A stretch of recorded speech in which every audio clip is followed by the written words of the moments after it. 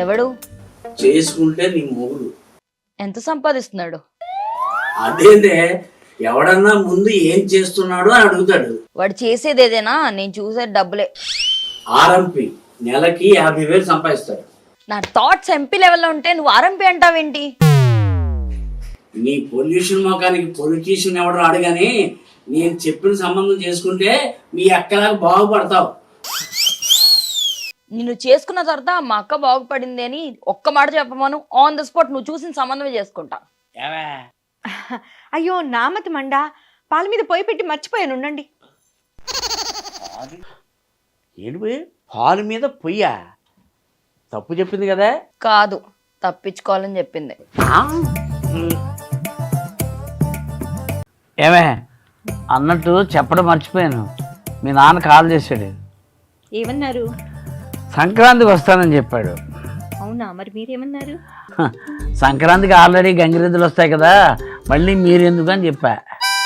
మా వాళ్ళంటే మీకు ఎప్పుడు చిన్న చూపే, చిచ్చి. ఓ సారీ, మీరేదో రొమాంటిక్ మూడ్ లో ఉన్నారనుకుంటా, డిస్టర్బ్ చేశాను అనుకుంటా. మాకు ఇప్పుడు అదొక్కడే తక్కువ, గానీ విషయం ఏంటో చెప్పు. అర్జెంట్ గా 10,000 కావాలి. 10,000 ఎందుకు? పబ్బుకు. ఉన్న డబ్బులన్నీ పబ్బరికి తగిలేస్తే సబ్బులు అమ్ముకుని మిమ్మల్ని పోషించవలసి వస్తుంది. డైలాగ్ ఓల్డ్ అనుకుంటా. ఓల్డ్ ఈజ్ గోల్డ్ అనుకుంటా. అక్క నువ్వైనా చెప్పవే. ఏంటి అది చెప్పేది, నేను వినేది? బయట అసలు రోజులు బాగోలేదు, కావాలంటే మనం ముగ్గురు వెళ్దాం పదా. అందరూ కలిసి వెళ్ళడానికి అది ప్రవచనాలు కాదు, పబ్బు. అక్క ఎన్నిసార్లు చెప్పాలి ఫోన్ చూస్తూ వంట చేయొద్దని? ఈ రసలు ఉప్పు లేదు, కారం లేదు. ఫోన్ చూస్తూ ఫోన్ చేద్దాం నీకెన్నిసార్లు చెప్పాలే? నువ్వు వేసుకున్నదే రసం కాదు, గ్లాసులో ఉన్నాయి నీళ్లు, చూసుకో సరే. సారీ అక్క. It's okay. అవునే, ఈ మధ్య ఏంటి ఎవరో అబ్బాయితో తెగ ఫోన్లో మాట్లాడుతున్నావంట? అవును, వాడు నా బాయ్ ఫ్రెండ్. ఒకరోజు నా దగ్గరికి వచ్చి ప్రపోజ్ చేశాడా? లేదు, నా వైపు అలా చూశాడు. ఆ సైకిల్లోనే నా మీద ప్రేమ ఉందని అర్థమైంది.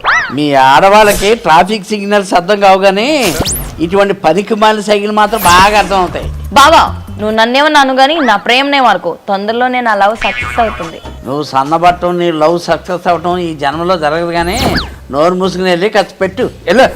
నిన్ను నీ పని తర్వాత చెప్తా.